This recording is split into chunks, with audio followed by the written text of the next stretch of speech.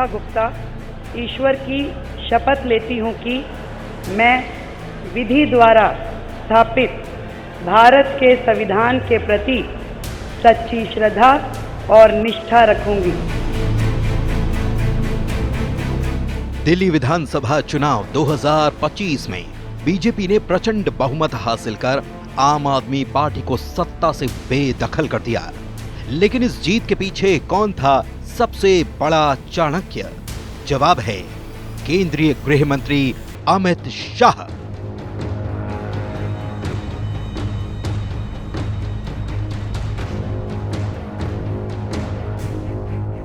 लेकिन अमित शाह ने केजरीवाल को उनके किले में कैसे घेरा? अमित शाह की रणनीति में सबसे अहम था केजरीवाल की ईमानदार छवि पर चोट करना। भाजपा ने शराब घोटाले और शीश महल निर्माण के आरोपों को चुनावी मुद्दा बनाया, जिससे केजरीवाल की छवि को नुकसान पहुंचा। आपदा को हटाने का मतलब है 10 साल के केजरीवाल के भ्रष्टाचार को जवाब देना। आपदा को हटाने का मतलब है 10 साल के तुष्टीकरण का जवाब देना। लेकिन सिर्फ आरोपों से चुनाव नहीं जीते जाते। शाह ने हर विधानसभा सीट पर बारीकी से नजर रखी। केंद्रीय मंत्रियों को सीटों की जिम्मेदारी दी गई। आरएसएस कार्यकर्ताओं को बूथ स्तर पर सक्रिय किया गया और हर दिन चुनावी रिपोर्ट तैयार की गई। इसके अलावा यूपी और उत्तराखंड के नेताओं की एक विधानसभा में ड्यूटी लगाई गई। कई बार रात के 2 बजे भी अमित शाह दिल्ली पर मीटिंग करते थे। ये अमित शाह की रणनीति का ही हिस्सा था कि बीजेपी ने बड़ी रैलियों की जगह छोटी सभाओं और डोर टू डोर कैंपेन पर फोकस किया। अनुसूचित जाति बहुल इलाकों में बीजेपी ने केंद्र की योजनाओं का प्रचार किया, जिससे पार्टी को बड़ी सफलता मिली। बीजेपी ने अपने संकल्प पत्र में फ्री बिजली पानी की योजनाओं को जारी रखने का वादा किया।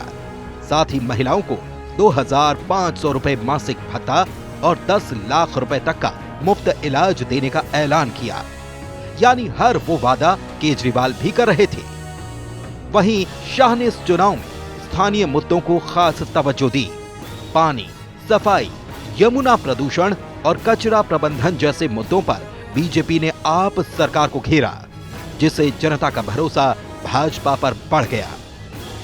जब अन्ना हजारे का आंदोलन चल रहा था, मैंने अपने कान से सुना है केजरीवाल ने कहा था कि हम पॉलिटिकल पार्टी नहीं बनाएंगे, हम पॉलिटिकल लोग नहीं हैं। अन्ना बेचारे अभी तो अपने गांव भी नहीं पहुंचे थे, इन्होंने पॉलिटिकल पार्टी बना दी। शीला दीक्षित को जेल में डालने वाले थे, उनका समर्थन ले लिया। शराब की दुकानें बंद कराने वाले थे, खुद ही शराब की बोतल बन गए। यमुना में डुबकी लगाने वाले थे, डुबकी नहीं लगाई, हमने उनके कटआउट को डुबकी लगाई तो कटआउट भी बेचारा आईसीयू में भर्ती करना पड़ा है, उनके कटआउट को भी भर्ती करना। दिल्ली चुनाव में बीजेपी ने ध्रुवीकरण से बचते हुए अल्पसंख्यक वोटों को बांटने की रणनीति अपनाई। इसका नतीजा ये हुआ कि विपक्षी दलों को अल्पसंख्यक वोटों का पूरा लाभ नहीं मिला।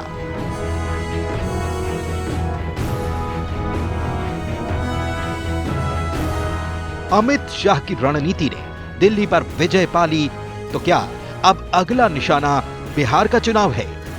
Bureau report, news 18।